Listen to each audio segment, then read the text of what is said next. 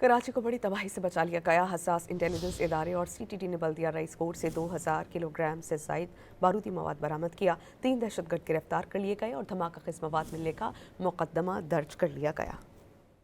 کراچی بڑی تباہی سے بچ گیا۔ قانون نافذ کرنے والے اداروں نے بلدیہ رئیس کوٹ میں کارروائی کر کے 2000 کلو سے زائد بارود سے بھری گاڑی پکڑ لی۔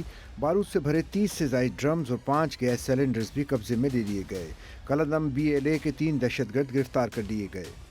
CTD سندھ ہمراہ پریمیئر انٹیلیجنس ایجنسی نے خفیہ ٹھکانے پر مشترکہ چھاپہ مار کارروائی کرتے ہوئے ایک دہشت گرد کی گرفتاری عمل میں لائی۔ دہشت گرد جو گرفتار ہوا اس کی نشاندہی پر کراچی کے مختلف 6 مقامات پر چھاپے مارے گئے اور جس کے نتیجے میں الحمدللہ مزید 2 دہشت گرد گرفتار ہوئے اور جن کے قبضے سے بھی بارودی مواد برآمد کر لیا ہے۔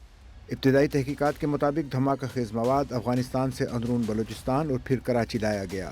دہشت گردوں نے کراچی سے 35 سے 40 کلومیٹر کے فاصلے پر مکان کرائے پر لے رکھا تھا۔ کارروائی کے دوران 30 سے زائد پلاسٹک ڈرمز میں بارودی مواد اور 5 دھاتی گیس سلنڈرز برآمد کیے گئے۔